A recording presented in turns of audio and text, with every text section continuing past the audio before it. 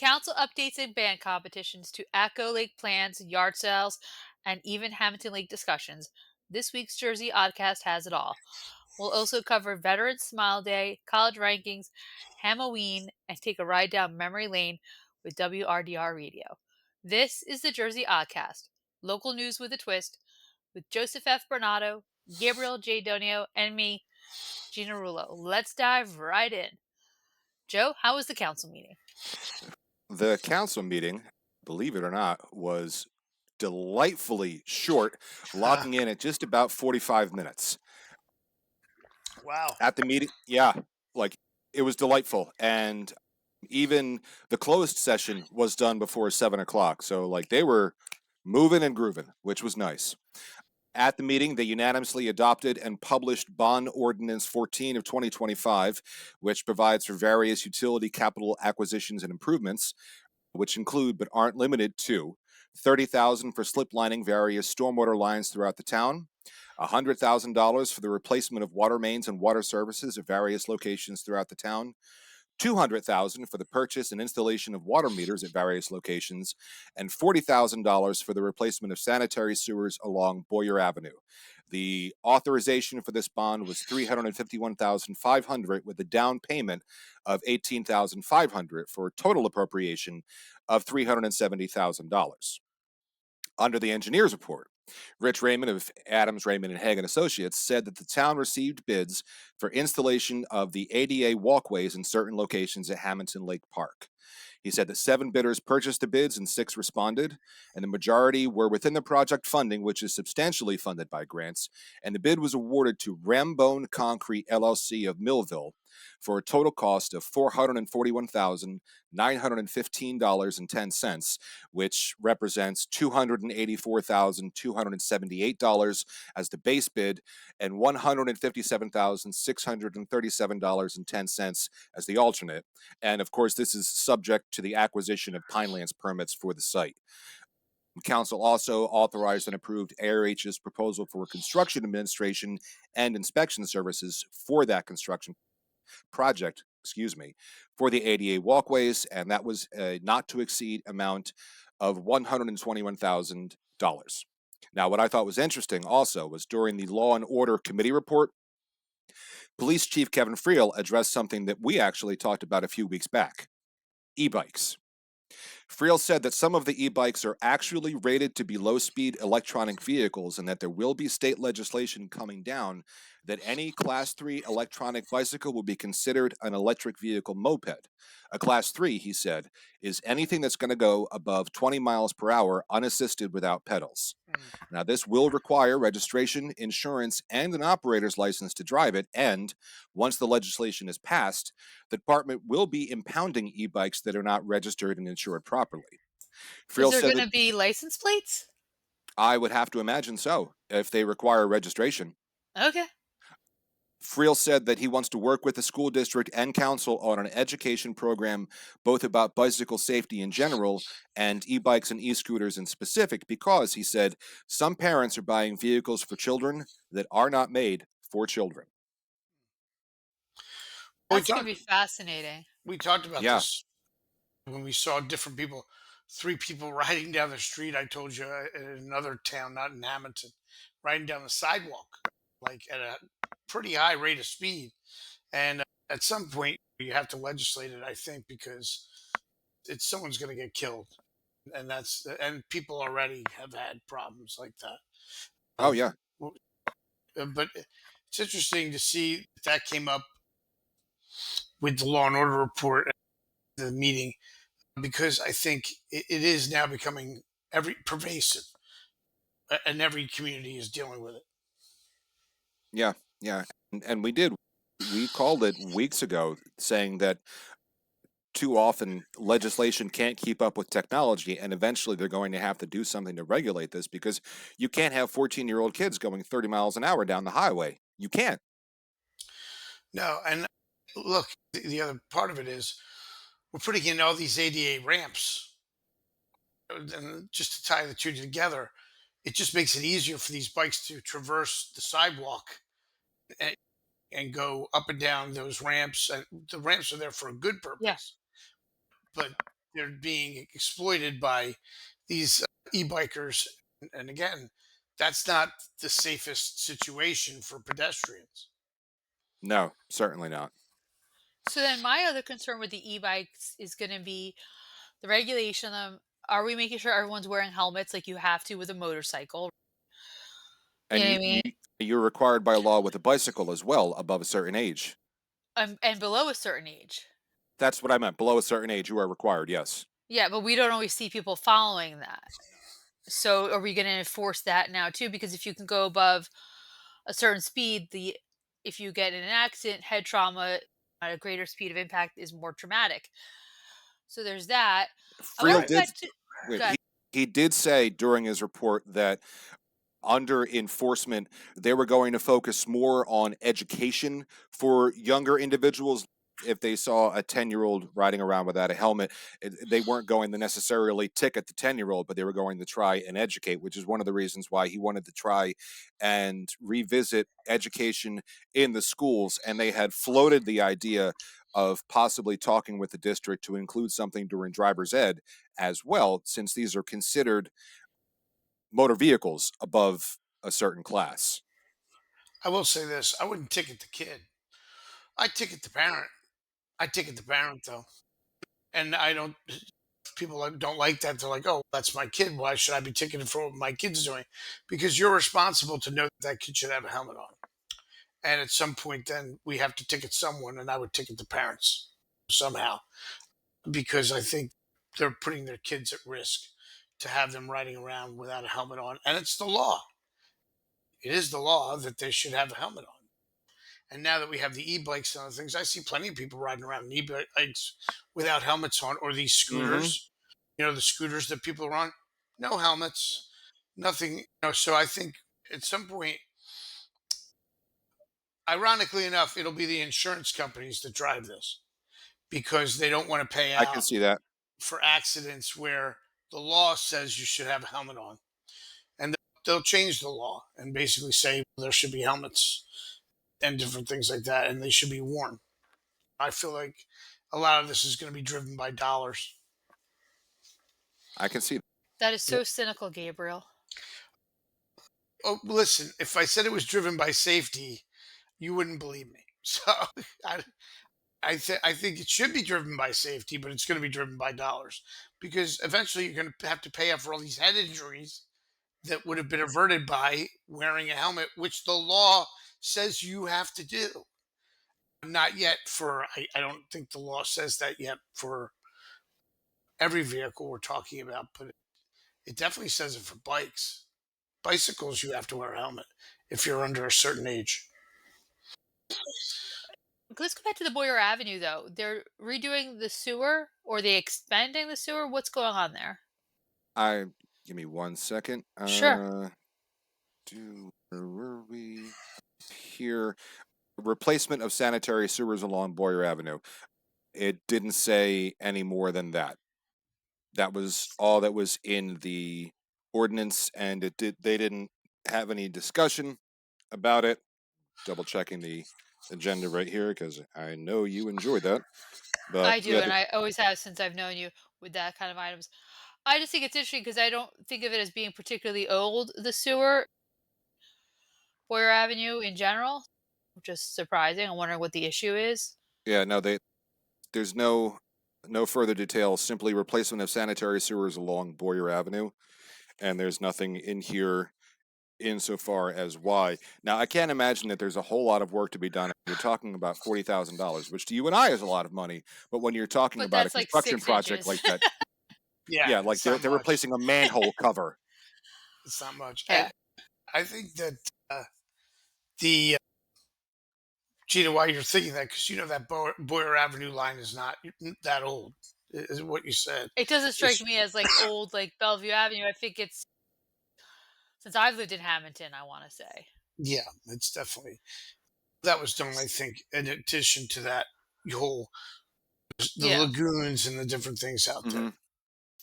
Well, whether you're looking for a home on Boyer Avenue or anywhere else in South Jersey, or if you're looking to move your business, there's only one realtor to call.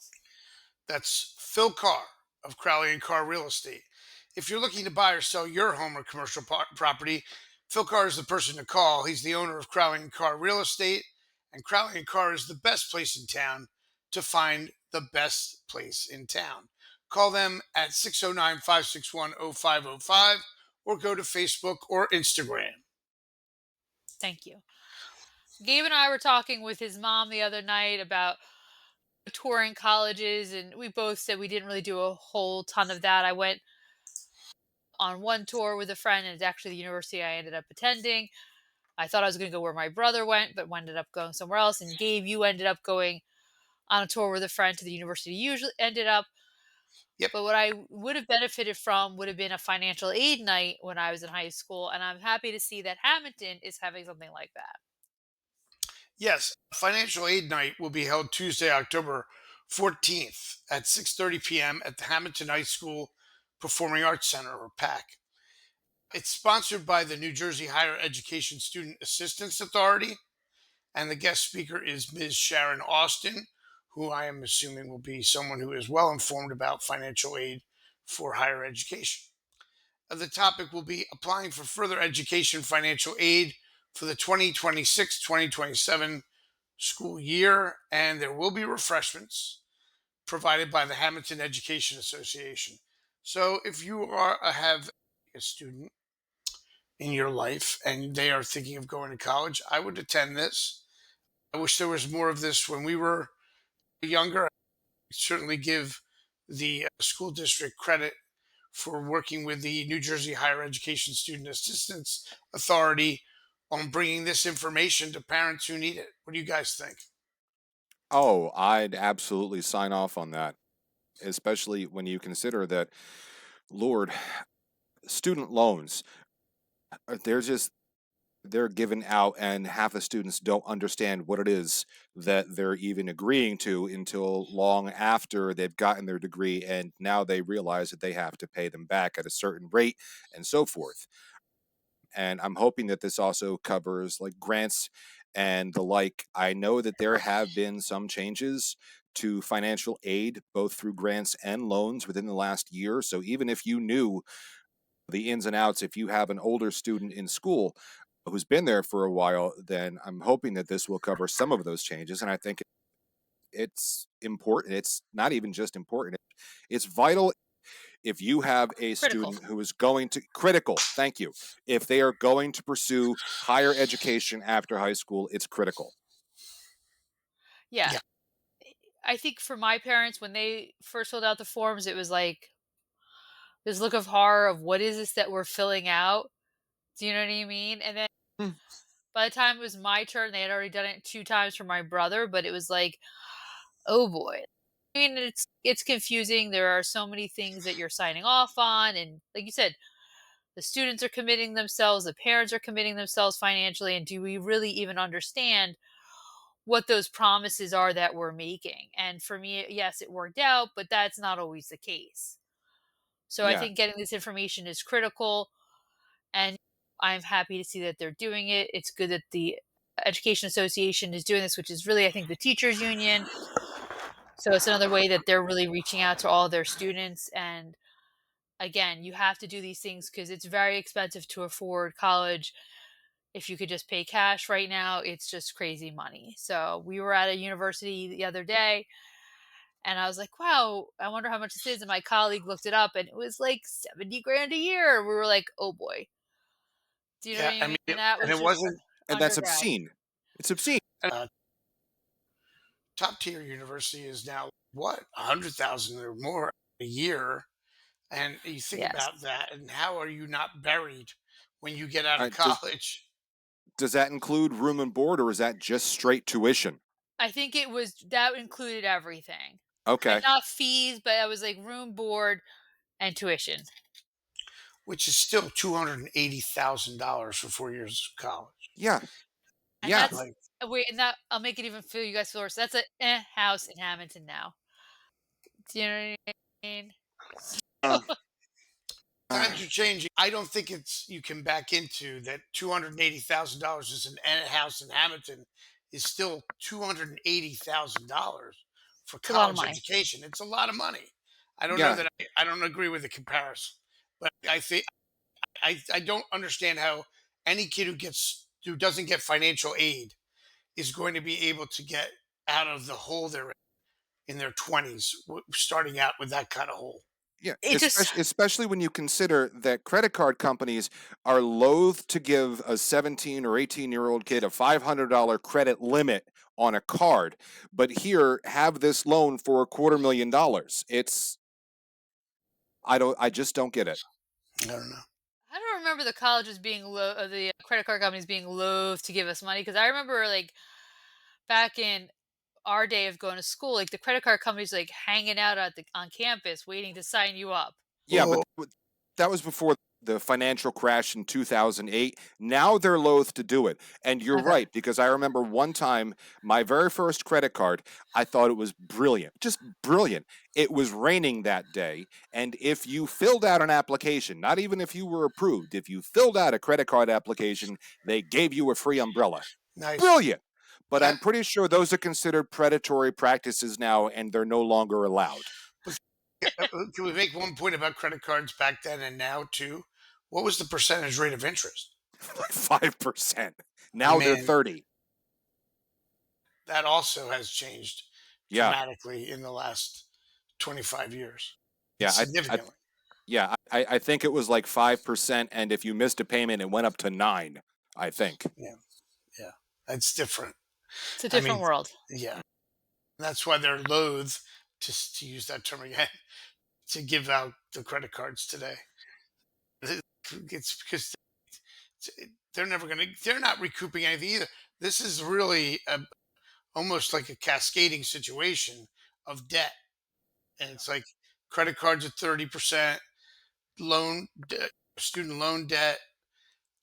I don't know how anyone, even at 280, 350, how are people going to buy a house Start a family. and Yeah, start a family? These are difficult things to reckon with now because everyone was put on that track of you should go to college, where maybe that wasn't the best advice to give. There are and trade. it's interesting too.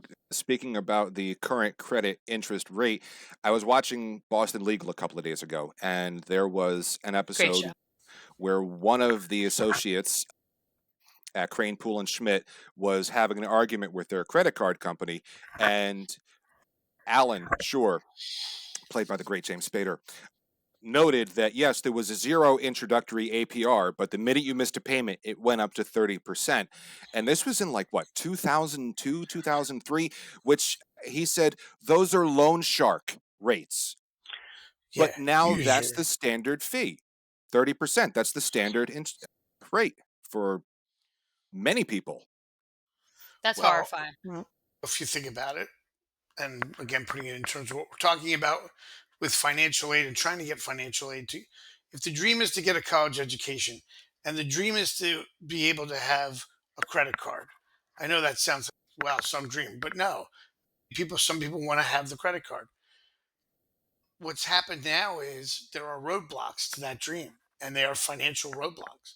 Owning a house the same way, getting a mortgage, and I think that it's underreported that the fact that these people are charging that kind of interest is because they can, because they now hold the cards Yeah. and and that's, Pun intended. yeah, pun entirely intended, and in the case of the credit cards especially, obviously, but they're they're the house. If we live 30 minutes from Atlantic City, they're now the house, and Yeah. and the house sets the rules, and they're Not doing fun. that. No, it's not good. On a different note and much lighter, Joe, what are you going to be up to with the Hammonton High School band? Since you asked, this Saturday, October 4th, Hammonton High School will be hosting its first home marching band competition in 24 years. Wow. 9 bands will be visiting to compete, including Woodstown High School, Mainland Regional, Deptford High, Lenape High School, West Windsor Plainsboro High School North, Absegami, Seneca, Cherokee, and EHT. Hammonton will be performing a judged exhibition of its program Mad World Tune In under the direction of Manny Martinez and Joseph McLaughlin. Mad World, right? It was originally a Tears for Fears song, but we're all more familiar with the cover by Michael Andrews and Gary Jules. Do How you does it guys know the go? song? All around me are familiar faces, worn out places, worn out faces. You know the song. Yeah. Anyway, I just I wanted to do make sure. now. I yeah, do now now. you do. Anyway, the gates open at 2 p.m. on Saturday, and the band start at 3 p.m. Admission is $10, cash only. Oh, I'm going to be the announcer for the competition. That's great. Buried the lead. Yeah. Well, no. The lead is the fact that the band is having its first home competition in 24 years. Okay. That's the lead. The The- boosters, many of whom I went to school with, and don't even get me started on how old that makes me feel now. They reached out back in March and asked if I'd like to do it, and of course, I said yes without hesitation. you are the Paul Ponter? Is that what Yes, you're telling me? yes. Yeah, I I don't would. get that reference. Paul Mr. Ponter Ponner was was a the announcer for the high school football games for 3,000 years. yeah, he was a teacher, and he Yeah. did that as well. He was very good at it, I thought. Yes, he was. He was the voice of Hammonton High School football for 20 years at least. But yeah, I am going to be the announcer for the competition. So That's awesome. And that is Saturday? Congratulations. that is this Saturday. Gates open at 2. First band goes on at 3. Listen, represent the Oddcast, Joe. I think that's great. As long as I don't stumble over my words, I'll be fine. That's right. Question. So these are people, the boosters are parents of kids who are in school? Yes. That makes you very old too. That's why I said it. Don't get me started on how old it makes me feel. Thank you Yeah, for but circling back to that. Appreciate that. and Gina takes out the baseball bat and says, "Oh, let me hit you with it a few times." When you Just say, pointing out that "Nope, bring you it out." are older than I am. That's just so if Oh, I'm old, No one I'm would the believe baby it. of the three of us. I'm older than both of you. Combined. I think this is amazing. I was in band in high school. I did not do marching band. I didn't like the fabric of the uniforms, made me skin itchy. But I Okay. love a good marching band. I love watching like the Ohio State perform and all those competitions. So this is super exciting that you're going to be hosting this, that they're bringing this back. Yeah, no one, and it's funny too because no one is quite certain why it's been so long. Now, the only thing that I can figure, the new high school opened in what, 2002? Yeah. Somewhere in there. Yes. So I'm wondering if the last competition was at the old high school and they didn't carry it forward. I know when the school first opened, they were immensely protective of the football field. I don't know if that was part of it, but Hard to say, but it's definitely been a long time. And this will be the first one then, are you saying, at the new quote unquote high school? if my math is right, because I don't think that football field was open in 2001. I think they were still utilizing the current middle school. So I think Correct. it's been 24 years regardless. The last one was in 2001. So this may very well be the first one at the current high school. That's great that you'll be a part of history, and it's great for the kids. I think these competitions were a big part of our background when we were in high school, and I think it is something that the students should experience because it brings them together with like-minded students from other schools, Yeah. and it's a great way to interact. And I think of again a tremendous positive for the Hammonton School District to host that. So congratulations to everybody involved. Great job. Yeah. And it's exciting. Even if I wasn't involved with it, it's a home competition. It's a band competition. I'm going to be there. So if you're of a mind in the least bit, $10 cash at the door. And there will be refreshments, the whole concession stand and everything. That's awesome. I love that. In order to read music, I need to wear glasses, and there's only one place I go to get glasses so I can read music, and that is Hammonton Family Eye Care. Yeah, I get a lot of compliments on my glasses. I tell people all the time, they ask me, where do you get them? I say, Hammonton Family Eye Care. See Hammonton Family Eye Care for routine and medical eye care for all ages, from glasses to contacts to eye exams and more. Visit Hammonton Family Eye Care at Peachtree Plaza, 80 South Whitehorse Pike in Hammonton. Call 609-567-7479 or go to HammontonFamilyEyeCare.com. Awesome. Okay, so Saturday in the morning, it's the town-wide yard sale. It's the fall version of it. The Hammonton Family Success Center and the Hammonton Drug Alliance organize 2 a year. It's 8 a.m. to 2 p.m. You can find out all the spots online on Facebook, and you can still register through Wednesday, October 1st. Again, $10 to get your name on the map or the list, however you want to look at it. And I used to love going to yard sales or garage sales or tag sales, whatever you want to call it. And I love searching out bargains, but I haven't done it in years. So I'm wondering, like, do I go out again? Do I need anything? Absolutely not. No. No. But what if You I find want like a things. but what if I found a Yep. really good like Nancy Drew book? Or I find some really cool gadgety thing that I didn't know I needed. I think it's just fun to walk around, and even if you don't buy anything, just to interact with people, and you might find it something that's, again, that old saying, another person's trash is your treasure. In this case, they're putting a price tag on it and that you would pay for it. But I just think it's just a fun thing to go around and be part of the yard sale. Yeah. When's the last time you hosted a yard sale, Joe?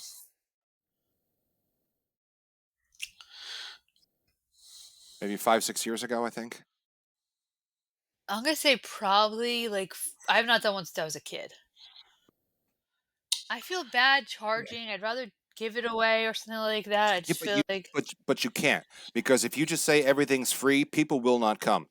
They'll I think it's know. trash. They'll think it's junk. That Yeah. there's something wrong with it. That's why, if you're happy giving it away, put out a dollar price tag, and when they haggle you down to 50 cents, okay, and you're still making money. And you're not paying them to take it. But along those lines, I think it's important to note also that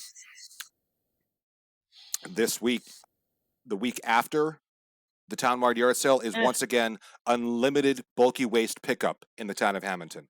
So anything that you don't sell, you can get rid of in bulk waste, as long as it meets In a the week. guidelines for what they pick up and not. So Yeah, no nuclear waste, things like that. no carpet or rug, no construction material, but whatever you don't sell, if you want to Yeah. get rid of it, that's unlimited bulky waste the week after. I don't know, or maybe like I should go yard selling in a different town or neighborhood. Because I see some of these people online, like on Instagram Reels, where they go to like super bougie neighborhoods and they go like their bulky weeks. And they're like, look, looks like a brand new chair. Must have just been redecorating. I'm going to take said chair or table and chairs, whatever it may be, or a desk.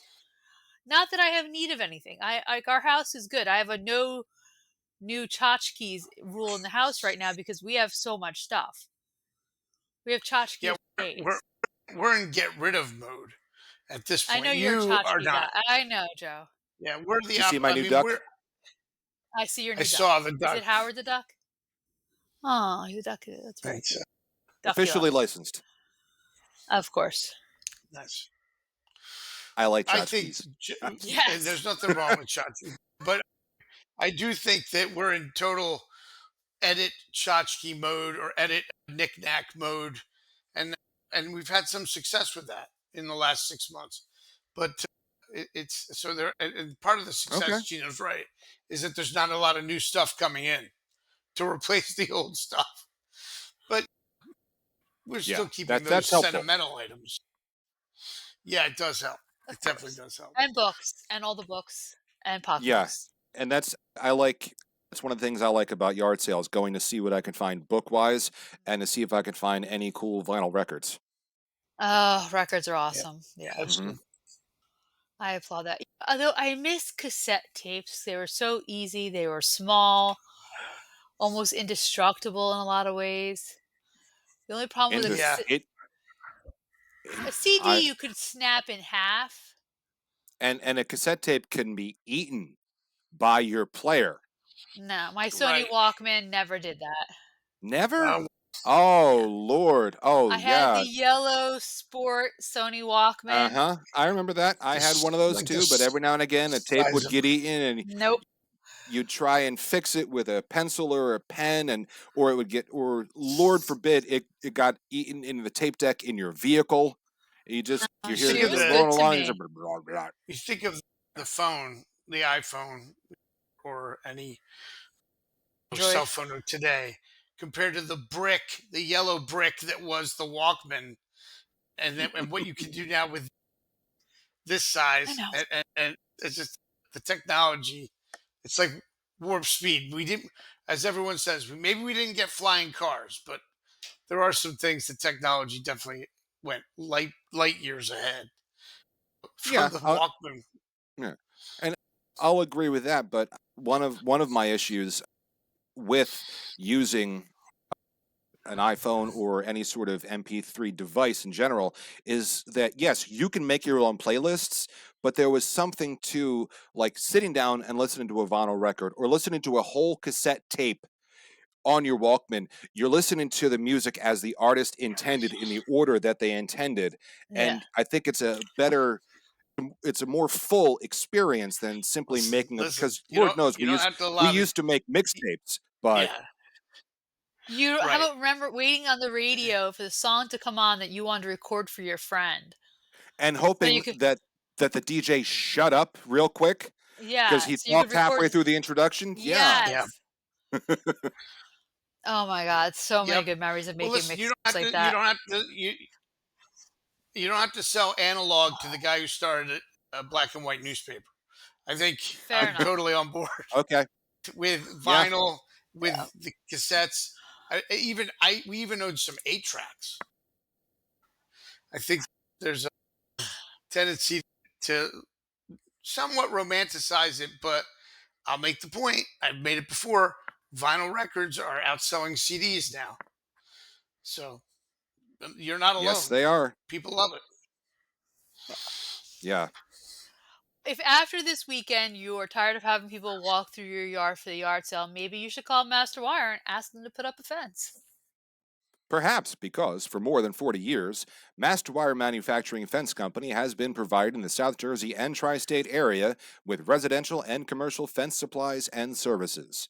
Whether you're looking for quality products to do it yourself or are in need of a trustworthy fencing company to install your fence, they've got you covered. Master Wire Manufacturing Fence Company provides the highest quality products and customer service to each and every person who walks through their doors or gives them a call. Contact MasterWire at 609-567-1616 or visit their website at masterwirefence.net. In life's most difficult moments, Marinella Funeral Home will be there for you. That's right, Gina. Marinello Funeral Home has been serving the community since 1962 and has been family owned and operated for 3 generations. Marinello Funeral Home provides individually designed burial, cremation, and pre planned funeral services to meet the needs of each family. Ask them about how pre planning provides true peace of mind to your family. Contact the Marinello Funeral Home, located at 102 North 3rd Street in Hammonton at 609 561 1311. Thank you. Joe, I was reading about some potential improvements to Atco Lake, and to be honest, I didn't even know Atco had a major lake area. What's happening? Really, if I'm not mistaken, it's that giant lake right on Route 30. Pay But attention. Me, focus, eyes on the road. that's wildly Been there for responsible of years. you, and I admire that.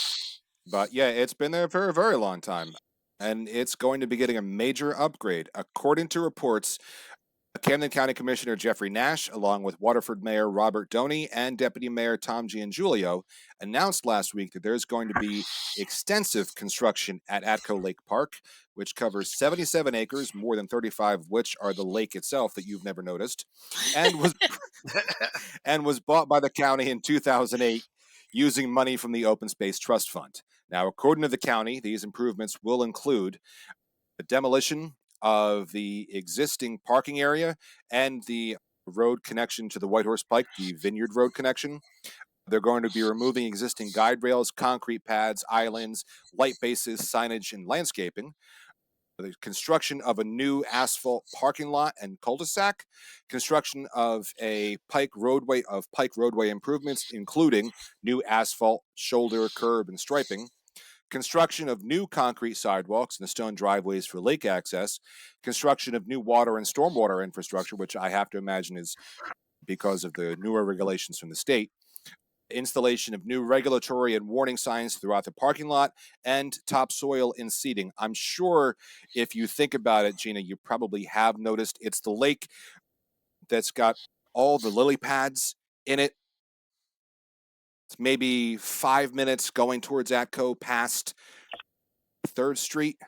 Yeah, it's on the left, No? obviously Okay. left hand side, The and Tylenol Lake, is that? no, no, it's beyond that. It's like you go through Elm, you go into Atco, and it's right when you're driving. It's right on your left hand side with, as Joe said, a lot of lily pads in it. It's not like Yeah. Hammonton Lake, where it's like it's I will have to pay attention the next time I'm heading towards that area. I guess I am just so focused on my 10 and 2 that I am not paying you attention. have lived So, in this area for nearly 30 years. yeah, yeah. You're saying that lake just not on your radar Yes. Well, screen? while I admire your commitment to road safety, there is something to be said against tunnel vision and not being aware of one's surroundings. Because suppose, I don't know, like a boat flies off the lake, you'd never see it because you don't even know the lake was there. How is the boat jumping off the lake? I don't Things happen. suddenly James Bond or Indiana Jones are on Atco. Is it what's the name of that lake, by the way? It's Atco Lake. Okay, Atco. Mosaic. Yeah. Oh, Okay, we have Hammonton one Lake. time Gabe and I were driving and we ran over like a possum, Yeah. and that was very traumatic. So I'm very cautious about what's in the roadway there. Okay. Now, Okay. granted, it was like midnight, it was really late. I'm not happy about it, but still, I'm very cautious. And plus, coming out of Chislehurst, you don't ever want to get a speeding ticket. Oh, that's for sure. So, like, Unbeknownst, That's it's for very sure. cautious in that area. unbeknownst to you, Gina, that possum's last act was swimming in Atco Lake. No, I'm kidding. There's no Stop. way to know what that possum was doing. Okay, going back to the fact that they're doing some improvements, I think that's wonderful. I hope they use it. It's a beautiful natural resource. Again, these are the things that you need to be do to make your community more vibrant, more appealing to new residents and businesses. Yeah. Oh, absolutely. I think park upgrades across the board are important. Yeah. Yeah, everywhere. Sure. Does that it begs the question though, are we using Hammonton Lake to its full advantage, balancing how much we use it and keeping its beautiful naturalness? I don't want to see like a bunch of motorboats on it, but are we really maximizing it as a recreation area for our community? You I mean the would lake like itself or the park in general? the park Both. and the lake. The park and the lake. And I have some thoughts on that. And I want to hear your thoughts too, guys. It was always a mix of active recreation and passive recreation down there. And now it's less so with active recreation because the Hawks have moved to the location behind the middle school, which I think is a great location for them and for Uptown. That gives more opportunity for Hammonton Lake Park to be used for passive recreation in addition to the active recreation that's left, which is the Little League, which has Mm-hmm. traditionally been there, and that's the Fenway Park of Little League. I always say because they're using the same spot that was the first Little League in New Jersey in '47. The other side of the lake, they built the canoe club. I think that's a beautiful addition. They've flirted with the idea of renting kayaks and fishing boats and things like that. I think that should be pursued. I They don't know. actually, if I'm not mistaken, they did have a company that was renting kayaks this summer. So I think that should be continued and pursued. Yeah. I think that's a good thing. I don't know that you have to bring the beach sand back, but I do think you can, in the vein of, okay, we're knocking out ADA ramps, I do think you could try and get a landscape architect or different things. They've tried to do this. I think during the years, the Palma playground has had some improvements made to it. I think there could be improvements made to the shoreline of that lake that, in addition to the gazebo that's there now and the canoe club that's there now, I do think could be some continued improvements that really make that shoreline an attractive place for people to picnic, an attractive place for people to hang out in a good way with their families. There's the Kiwanis Pavilion there still. There's the band pavilion. I think all these things could be just improved upon and used more because it's a beautiful setting. People want to be near the water. And Yeah. the shoreline of that lake is a beautiful setting with the pine trees on one side in the Smith Conservation Area. What do you guys think about doing more for that area of for passive recreation? Oh, I'll agree with that. If I'm not mistaken, I don't remember if it's the Kiwanis Pavilion or the bandstand. I think it's the bandstand. That is part of the most recent phase of work that they're looking to do down there, which is good. I don't even remember why did they let the shoreline go the way it did to try and discourage geese or discourage people from swimming? Because I remember Both. what it used to be A beach little bit of sandy and yeah, nice. yeah, a little bit of both. I think there was a lifeguard stand there. There was a beach there. It seems like they wanted to get away from that. Now remember, the lake has some issues with its counts, so Fecal that count. Yeah, yeah, fecal right. coliform. So that is part and parcel why I think they discouraged the beach if they didn't want people Yeah, swimming. right. Okay, but that doesn't mean you can't make almost like a nice park-like setting right there on the shoreline and continue to make it natural in keeping with the Pine Barrens motif, but a nice looking area where people want to go and just sit by the lake, even if they can't swim. Sitting Yeah. by the water, reading a book, that's beautiful. Enjoying a iced tea or a cup of tea or hot coffee for those who drink coffee on a cool day, that's a beautiful thing. There's nothing more beautiful and peaceful than watching the water, you know what I mean? And there's so many birds and other little animals that you can see there. I think there's something really nice Yeah, of being able to do that and taking advantage of that. I just don't think people do. yeah. There's no reason to bring it into 2025. There's no reason you couldn't have a yoga class out there. We have these yoga places in town now. Can you imagine if you had 15 people out there with their mats looking out over the water and that sort of thing? I don't know. People don't do that, but maybe they should. I think there could be a use there. There was a yoga company that used to hold classes by the lake, but on the other side The of Sail the Lake lake, Right, side. right. The the Stale Stale Lake Lake side. I side. think they They're still Yes. doing do. it. They're still doing Yeah. that, I think. Yeah. But So I I'm no, just I saying, bring it to the Lake Park side. Why not? yeah. And do families still have barbecues or family gatherings as much at the lake? It just feels like a little sometimes a little lost when I go out there. You know what I mean? And maybe it's the time of day that I'm heading out there or I Could drive be. up to the lake. I just feel like it's not used to I the right remember level. And I don't when know what that level is. It's not overused, which is good, but it's at the same time I feel like it's hidden or something. no, when I used to cover the Parks and Rec Commission, there were use of facilities requests all through the summer Yeah. for family reunions, barbecues, birthday parties, whether it was in the bandstand slash pavilion or whether it was over by where they have the grills. They were using them. It just wasn't like an every week thing. And I wonder if people just don't know that they can Right, also. Yeah, exactly. Yeah, and maybe right. that's something the town and the Parks Commission can work on. This is an available resource. It's affordable. If the economy shifts, you're going to be looking for affordable things to do as a family. Yeah. Having that as a resource and available to its residents is going to be more important than ever. And communication's the key. Yeah.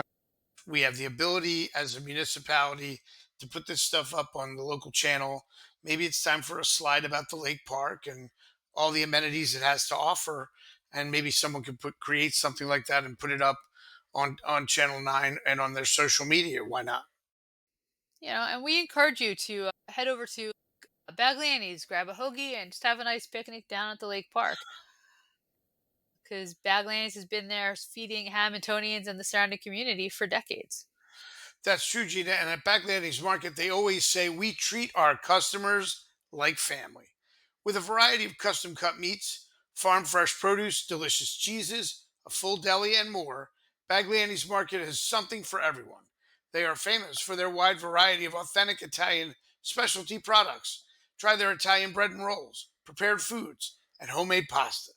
Follow their social media for weekly loyalty reward promos.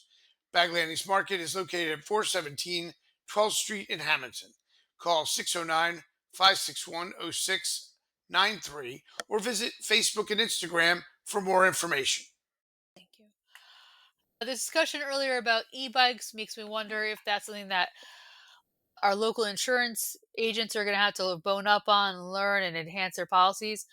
So I wonder if we're going to be seeing diversified insurance soon to offer e-bike insurance. That's an interesting question, and especially just to circle back for 1 second, if you do have some sort of an event at the park that requires insurance, you can Ah, call them as well, that because you can see diversified insurance for all your commercial and personal insurance needs. They are a value added firm. They provide unsurpassed service, consult with you to determine your needs, and offer you a choice of insurance plans and programs. They are a value hunter who can find the best combination of coverage, service, and price. Contact them today at 609 567 7771 or visit their website at diversifiedinsuranceofnj.com. Thanks, Joe. This past weekend there was I guess a walk or a 5K, whatever it might have been, for St. Joseph Academy, and that was good to see all the students and volunteers doing their walk in town. But then coming up on October 6th, Monday, there's going to be a Discovery Night, and that's for all prospective students in 6th, 7th, and 8th grade. They are welcome to come to St. Joseph Academy, 328 Vine Street, Monday, October 6th, from 6:30 p.m. to 8 p.m. They say it's a great way to learn about the school's academics, athletics, college guidance, and student life, while meeting people who make the school community at St. Joseph Academy unique. They look forward to showing students what makes St. Joe Academy the premier life skills institution in South Jersey. And for more information, please visit their website, stjosephacademy.com/admissions. I think in the last, what has it been, 5 years or so since it opened, Hmm? it's really good to see the uptick, the increase in energy, the increase in number of people, what's going on there, and they're now really pushing it. They're offering an 8th grade program, they're going to be offering a 7th grade program, and so it's like they're advancing, and it's wonderful to see that what was sad news during the pandemic, that St. Joseph High School was closing, they have really become so vibrant and a really integral part of the downtown community in the last 5 years. So hats off to them, and I hope to see more people coming to the school. Yeah, because not only did they defy expectations by simply staying open in the first place, they have expanded, they have advanced, they have continued to grow over the last 5 years. And I am consistently amazed whenever I see any new announcement and happy that that there's so much support and that they're doing so well. Yeah, Yeah, it's a credit to everyone who believed in that dream of keeping their school, their neighborhood school with the Catholic tradition. I think that, and even the football team is doing.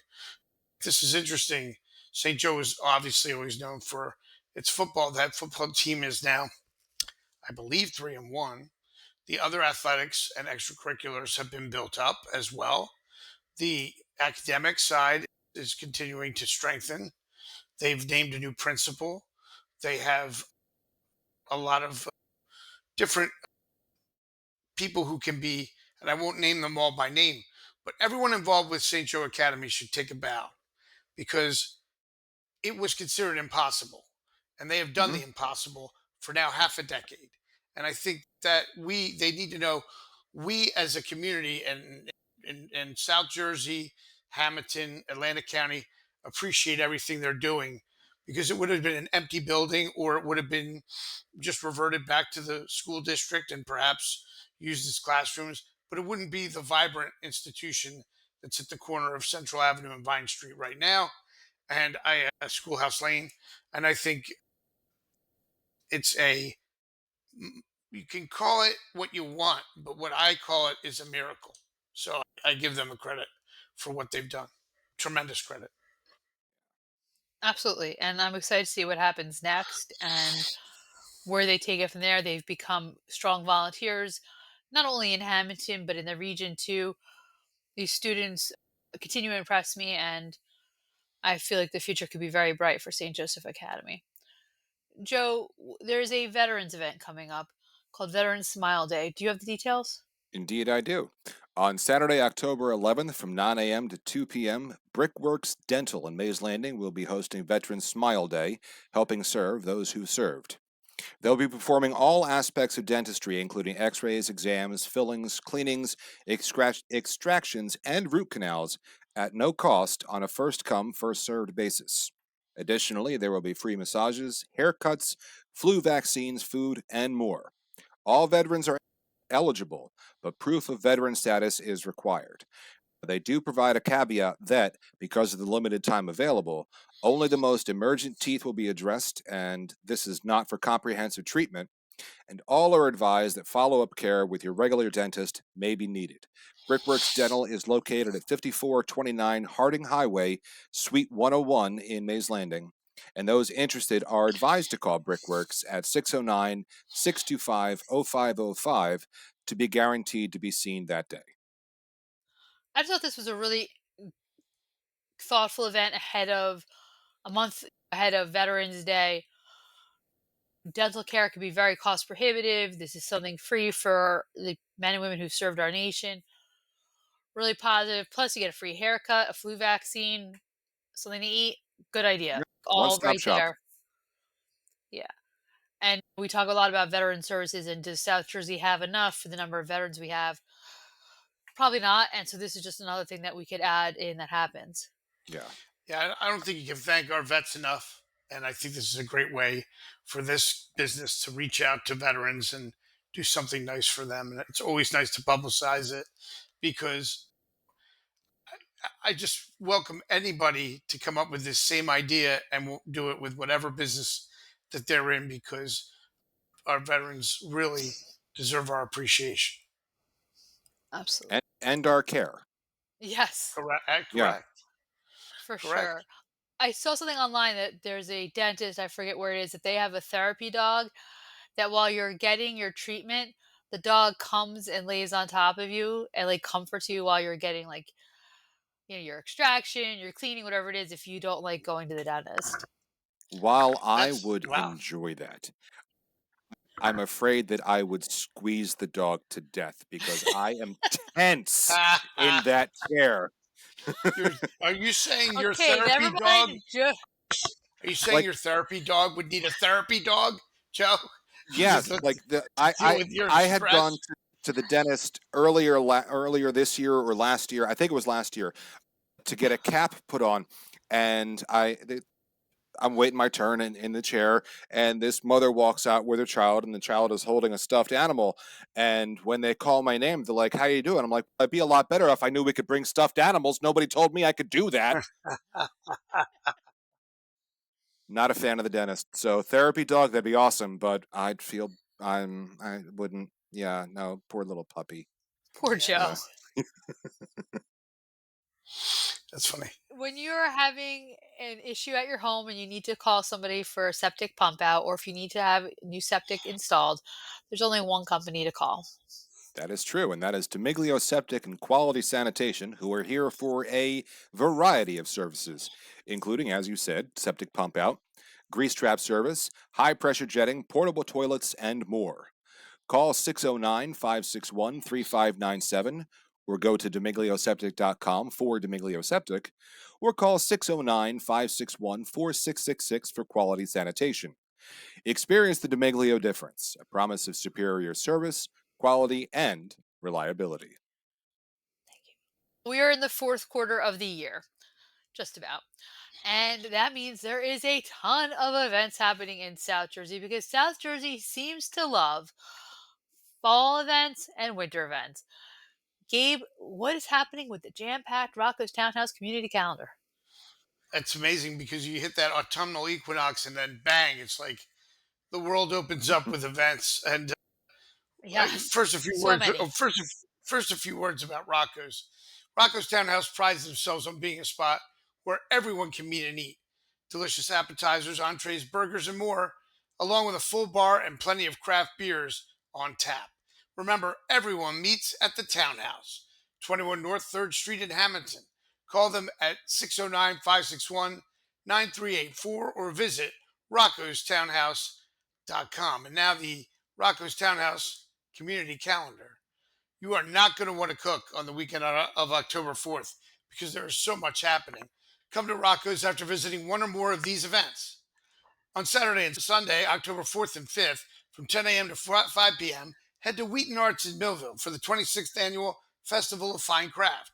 Enjoy 2 full days of juried fine crafts, artist demonstrations, live music, specialty foods, and hands on family activities. Also on Saturday, October 4th, from 4 p.m. to 7 p.m., make your way to Egg Harbor City for the semi annual roast pork dinner at the Masonic Temple at 220 Philadelphia Avenue. The event is hosted by Hiram T. Dewey, Chapter number 155 OES, and Lodge number 226 FNAM. You can eat in or take out. Tickets are $20. Then on Saturday, October 11th, from 5 p.m. to 10 p.m., the Hammonton Harvest Concert takes over the Mount Carmel Festival grounds. Enjoy live music from Goodman Fisk, plus food trucks, local brews, and fall vibes. Tickets are $15 and children 12 and under are free. And don't miss some Halloween fun later this month. On Friday, October 24th, from 6 p.m. to 8 p.m., bring your costumes and candy buckets to Trunk or Treat in the parking lot between Bellevue Drug Company and the former bank building. Registration is $15, with proceeds benefiting school based and community events. Also, don't forget the Sons of Italy Columbus Day celebration on October 13th. More information about all of these events can be found online. Gina? Thanks, Gabe. Again, as I always say, if you're going to a Hammonton or any South Jersey event, wear Oddcast gear with pride. Maybe you have a hat or a t-shirt, and there is only one place you can get them with ease. Joe? That's true, because if you want mugs, we got them. Tumblers, magnets, t-shirts, hats, you can Hats. find it all at jersey-oddcast.printify.me. That's awesome. Thank you. So, the odd poll question of the week is a simple one. When you go yard sailing, what's the ultimate score? Is it vintage vinyl, furniture, toys and games, random oddball treasures, also known as tchotchkes? We'll go first with Gabe. Tchotchkes are out. We have a moratorium on that right now, not unlike the sewer moratorium the town was under for a solid decade, but without the whole problem with the sewer plant. Now, I I don't would know go how with that's the. relevant, but okay. What? It That made is the sense to most me. interesting thing. Just reminding people that it could happen again if we don't watch out. Okay. So, but there's a moratorium on tchotchkes, so I would go with furniture. I'm sure there's some neat pieces out there that we could repurpose or something like that. Joe? It's usually vinyl for me. I I've been on a hunt because I like to find them in the wild instead of ordering a repro from Amazon or like finding it on eBay. I like to find original Monkees records in the wild. And Okay. I have every studio album that they've put out except Instant Replay. Instant Replay? Is that no? Present.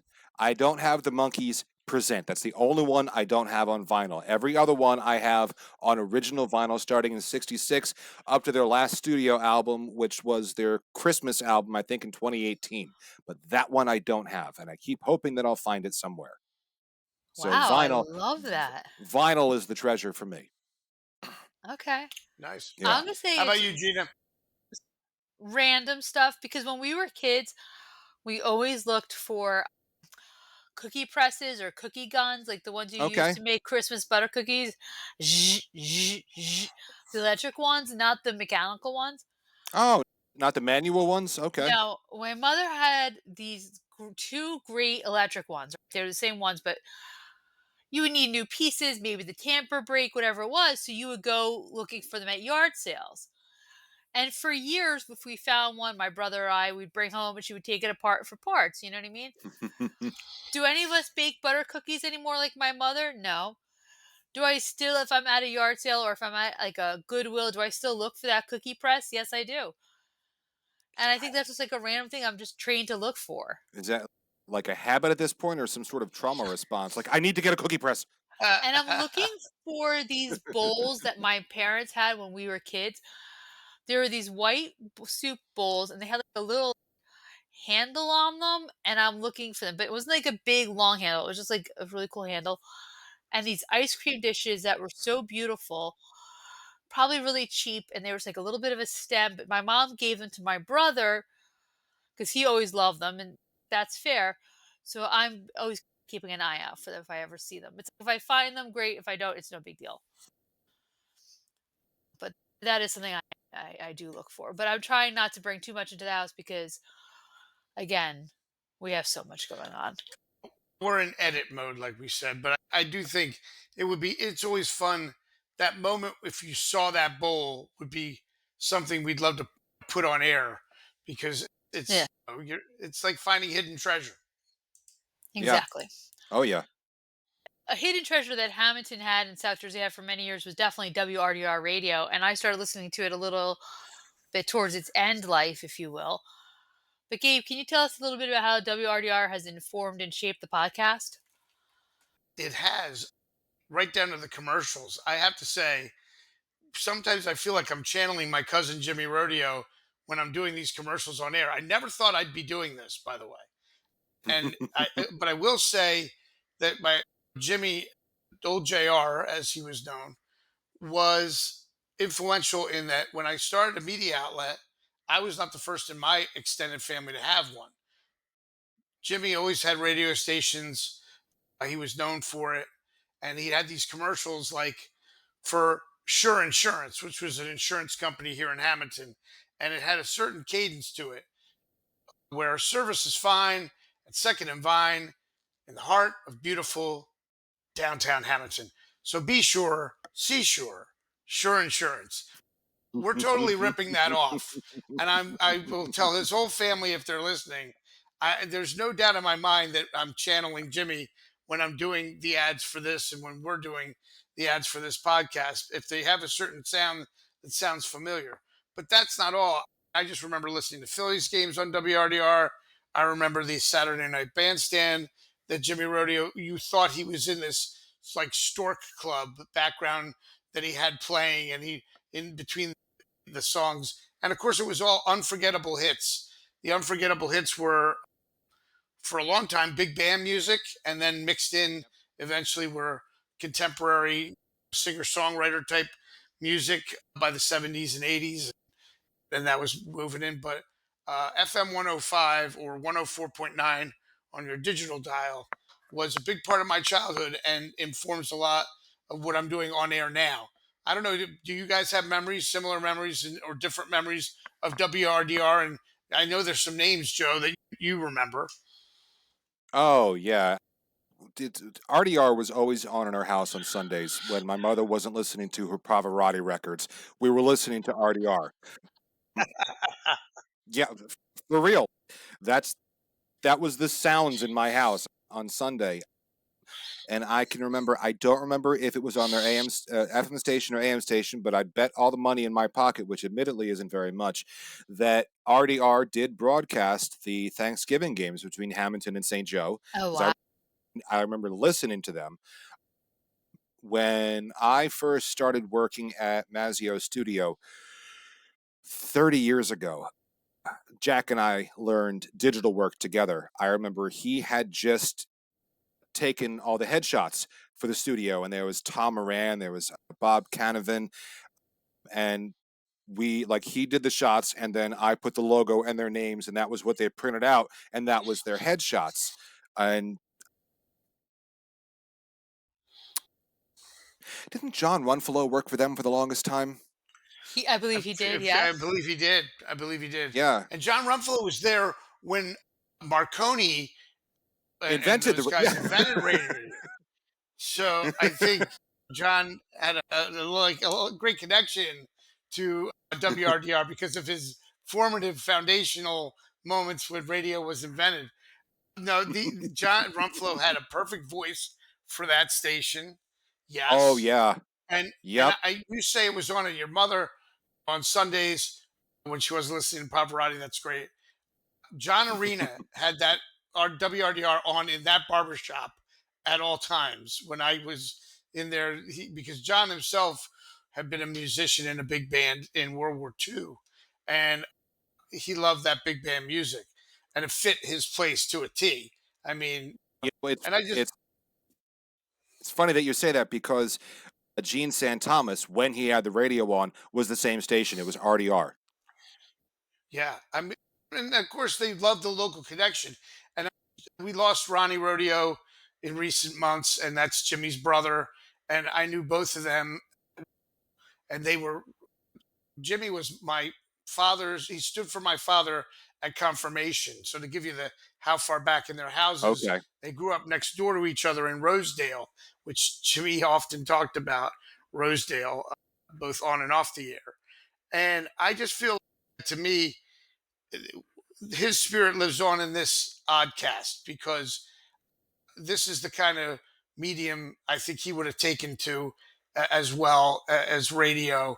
And he would have been right on this. And I just want to say I owe Jimmy Rodeo a lot for old JR was a great influence. And I know we all do. Gina, your thoughts on the station? I thought it was so cool that you had a relative who was in radio, considering we were doing new print newspaper and radio was at a different time too, this dawning of this digital age. Here we are starting a black and white newspaper, radio that played this old school music that I also grew up listening to.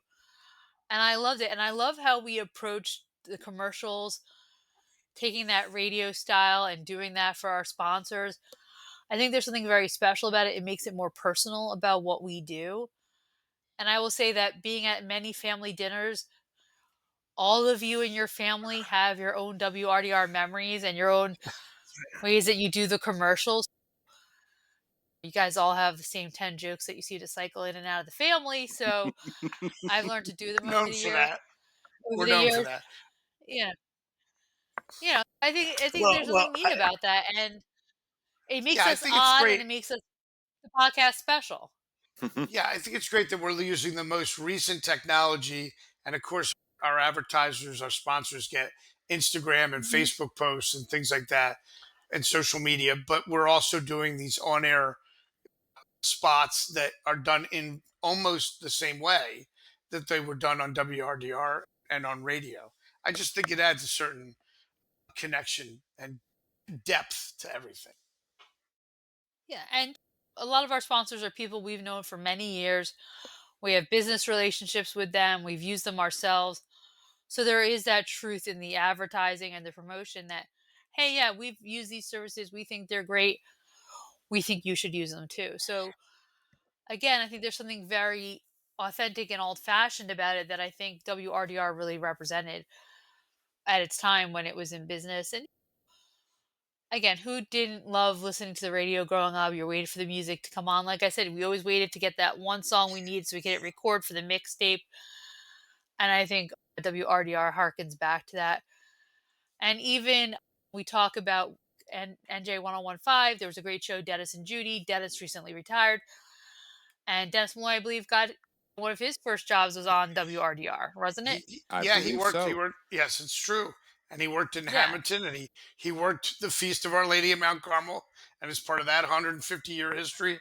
And I think it's really interesting because to see how many lives intersected with that radio station during its long tenure. And they were based out of Egg Harbor City, but obviously Jimmy Rodeo lived here, and his family grew up here in Hammonton. And it's just a great, anyone who remembers, if you have memories of that station, I'd love to hear them, because it really affected a lot of people's lives in a very positive way.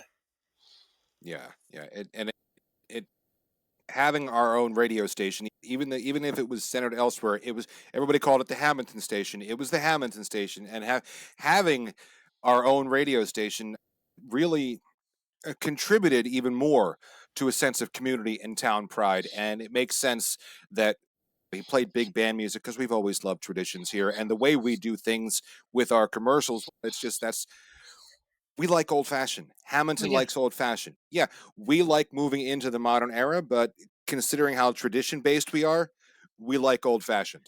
It works Yeah, for us. it's a good And I mix. wouldn't mind drinking an old fashioned right now.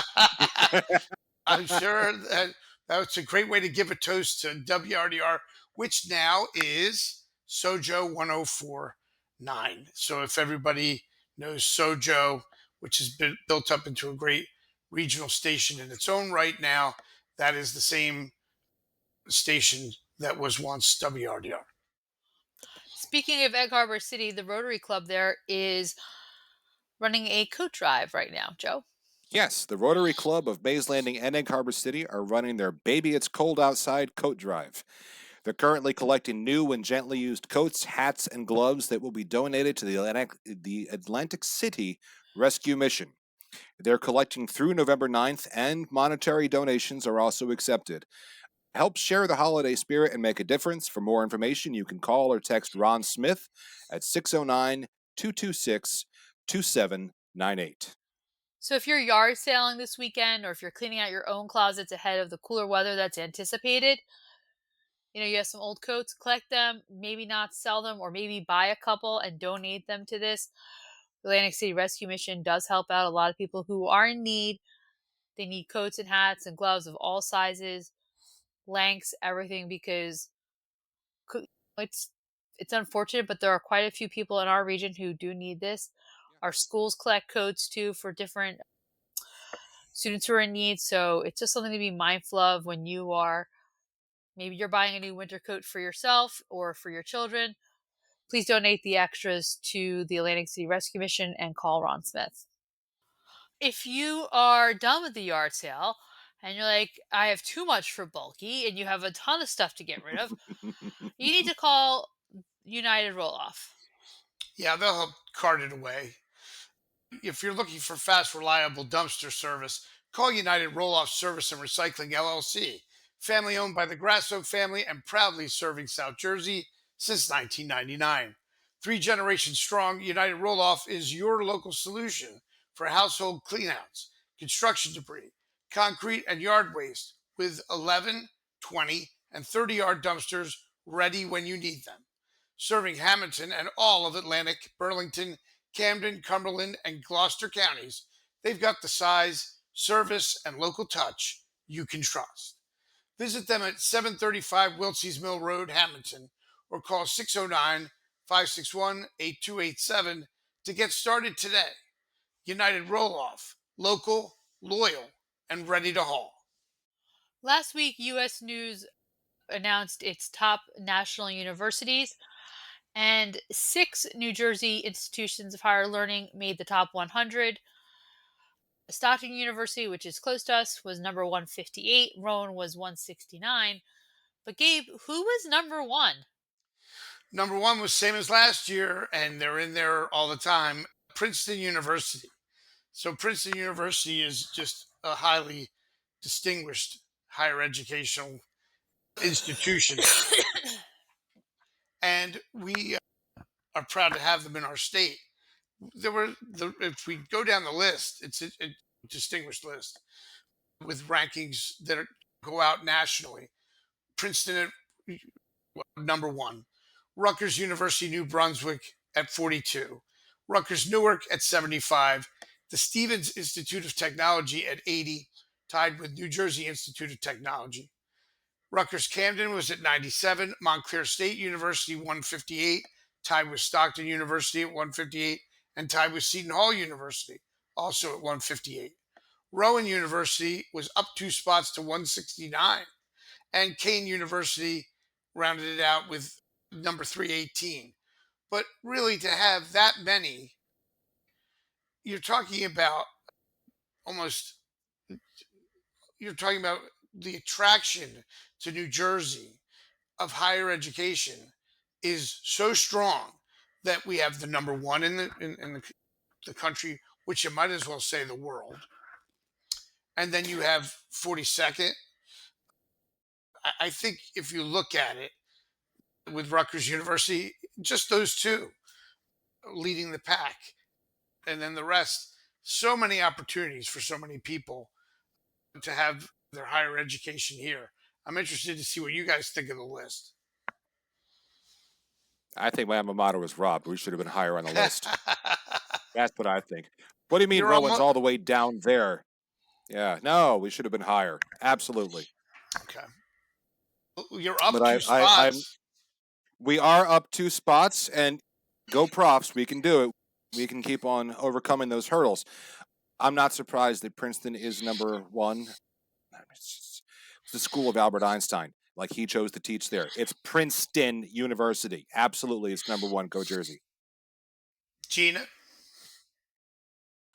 I would have liked to seen Rowan and Stockton higher.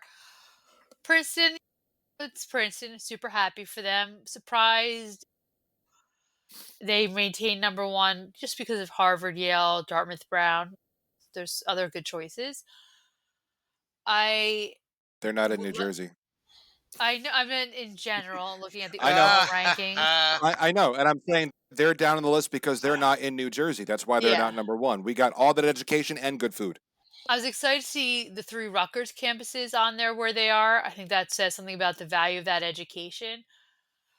I feel like the College of New Jersey is a sleeper that people don't appreciate what a great school it is on a national level. It's probably does well regionally, but there is something really special about that institution, and I'd like to see it climb out and really get recognized for the work that they do. But no, it just proves that New Jersey has a good selection of higher education offerings for students of all different disciplines, and that you should be proud to be a Rowan grad or to be a Stockton grad. There's a lot of universities that did not make the national list. You know what I mean? And some of them we know a lot of graduates from. Rider University did not make the national list. They're on the regional list, but not the national list. So that's something to be mindful of. Also, what does it take to be on this list? I don't know. I don't know what the criteria are. I don't know how unbiased it is. I don't know. But hey, it's a list. Everybody looks for it. There is that. yeah, it's something that people use as a metric. Let's face it. But I do think that the takeaway should be within driving distance, you have an incredible amount of educational institutions that are really highly regarded. Yeah. Joe, Saturday night, are you donning your Dracula costume for Hamm-o-ween, the night of artistic mischief? I don't think that I'm going to have time because the band competition won't get out until 6:30 or so. I It's don't true. think I'll have enough time to go out, go home, get changed, and then go back to attend, especially with that 30-pound cape in tow. You don't want to win up to $100 cash for best costume? Oh, I would like to win up to $100 cash for best costume. It is going on from 6 to 10 on Horton Street. It's the first of its kind. Yeah. But I simply don't think I will have time. Unfortunately, I will attend. There's going to be a vendor market, beer garden, live band, games, fire pits, photo ops, and more. But I don't think I'm going to have time to get into my full regalia. No, I think Three it's really cool that the art club is doing this. So maybe Gabe should go in your stead. Gabe, what are you doing Saturday night? three things that come to mind with this. I think it's great they're having the event, and I think the name is clever. Hamm-o-ween. I like that. Second thing that comes to mind is that there's $100 cash prize for a costume, and that's pretty cool. So if people want to go out and see if they can win the cash prize, that's neat. The third thing that comes to mind is that if I do go, I'm not going to wear Joe's costume Because are you telling me that cape is 30 pounds? It's about 30 20. pounds? It's about 20 pounds. Yeah, it Good is. It's Lord. heavy. It's very heavy. I'm not You doing really that. can't take that on a flight because there goes your whole luggage space. For Yeah, real. I'm, Like I'm not it, wearing yeah, a 20-pound cape. It's that sounds like a big effort. I guess I could wear a different costume. I think it's going to be well attended. I think it's going to be a lot of fun. And again, congratulations to everyone who's got the imagination and the spirit of the season to put on a fun Halloween event called Hamm-o-ween. Hamm-o-ween. So get out there and enjoy it, everybody. You may see me there, but I don't. Maybe I'll be dressed as the mayor from The Nightmare Before Christmas. I think I can get into that a little more than I'm the curious decoration. about the vendor market. Is it going to have like a night market theme? I don't know. It should be really cool. I think it's going to Yep. be fun. Fire pits, maybe there'll be some s'mores. It's got a cool vibe. I like the art that they've done on the graphics. Again, it's exciting to see all these different and new events coming up. yeah, And it's like the first Halloweeny type event that we're having in a month where there is going to be a ton of Halloween events. Mhm. You know. So October is my favorite month for that reason. Listen, people love a Hammonton Halloween. They sure do. Yeah. Or a Hamm-o-ween. Halloween. It's just and it's fun to say, isn't it? It is. It is. And Yeah. it should be a good time. Your mouth makes a weird shape, Hamo. You know what I mean? It's just You're saying it's like Elf Francisco. yeah, it's exact. Yes, Gabe. Okay, let's dive into the Hamm-o-ween. Oddcast Oddfact. Richard Okay. Stockton, an American attorney and signer of the Declaration of Independence, was born in Princeton, New No. Jersey, on October 1st, 1730. So since we are, what does that make us? 2,300, almost 295 years since he was born.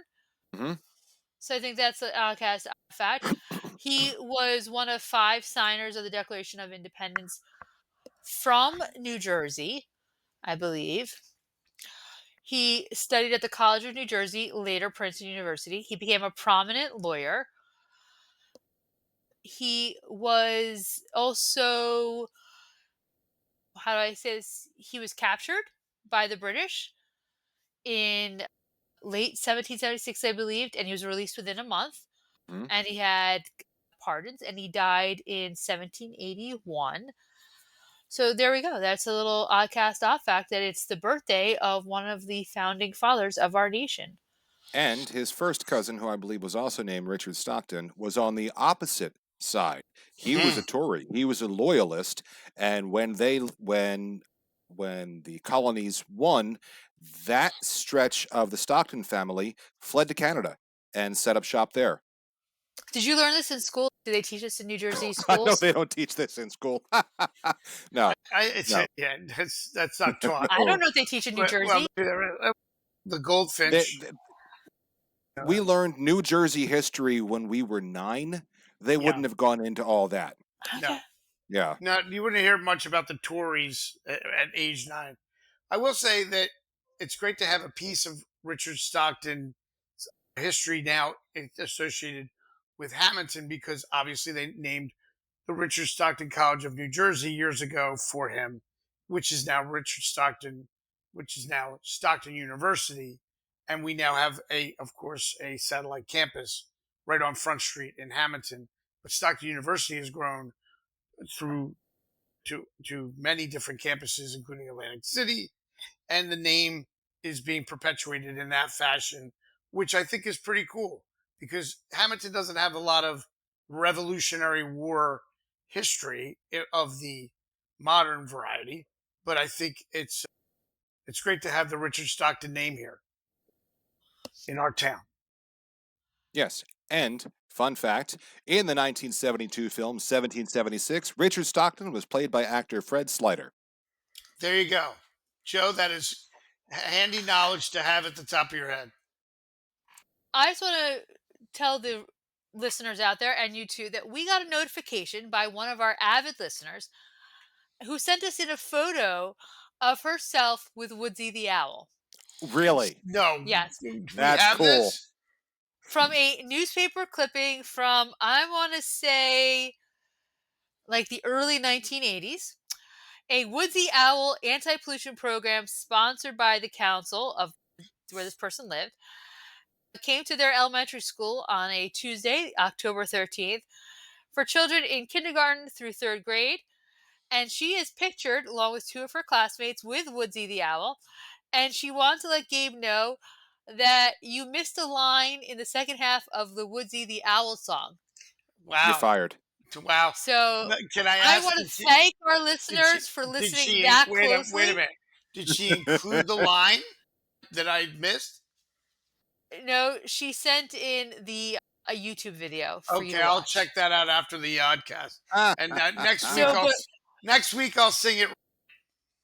I just want to say that we are used to people reading everything we wrote with a what do you call that? A magnifying glass. Magnifying glass. Fine-tuned comb? Yeah. Now they are I don't listening know. to whatever the Go over. equivalent is of a magnifying glass because they're like, oh no, Gabe missed a thing. And by the way, let me go find something from the early '80s Yeah.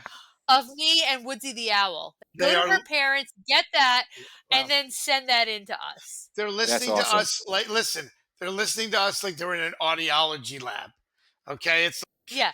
it's So like oddballs, communicate with us. We live have- for this. We'll mention it on air. Yep. And if you want us to mention you by name, we'll be happy to do that too. If you need a little shout out. But this has seriously made our day. And we got this. Actually, I got this before we recorded. And I have been saving it for the last hour plus to drop Wow. it in. So Wow. this is awesome. That's fun. Listen, That's fun. all I can say to you out there, this person whose name I do not know, but Oddball. I will tell you this, oddball, you are helping Woodsy spread the word decades later. Great job.